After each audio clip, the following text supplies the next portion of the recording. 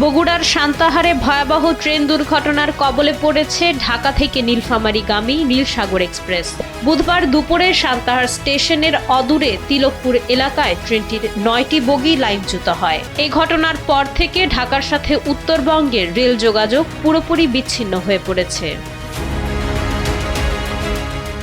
Railway police ও স্থানীয় সূত্রে জানা গেছে, ঢাকা থেকে ছেড়ে আসা নীলসাগর এক্সপ্রেস দুপুর 2টার দিকে সান্তাহার স্টেশনে যাত্রা বিরতি দেয়। স্টেশন ছেড়ে যাওয়ার কিছু সময় পরই তিলকপুর এলাকায় পৌঁছালে বিকট শব্দে ট্রেনের 9টি বগি লাইনচ্যুত হয়ে পড়ে। প্রত্যক্ষদর্শীরা জানিয়েছেন, অতিরিক্ত যাত্রী বোঝাই ট্রেনটির ছাদেও অসংখ্য মানুষ ছিলেন। বগিগুলো লাইনচ্যুত হওয়ার সময় ছাদ থেকে ছিটকে পড়ে বেশ কয়েকজন যাত্রী গুরুতর আহত হয়েছেন। আহতদের স্থানীয় হাসপাতালগুলোতে পাঠানোর ব্যবস্থা করা হচ্ছে। দুর্ঘটনার ফলে উত্তরবঙ্গের সাথে রাজধানী ঢাকার রেল যোগাযোগ সাময়িকভাবে বন্ধ রয়েছে। বিভিন্ন স্টেশনে আটকা পড়েছে বেশ কয়েকটি আন্তনগর ও মেইল ট্রেন।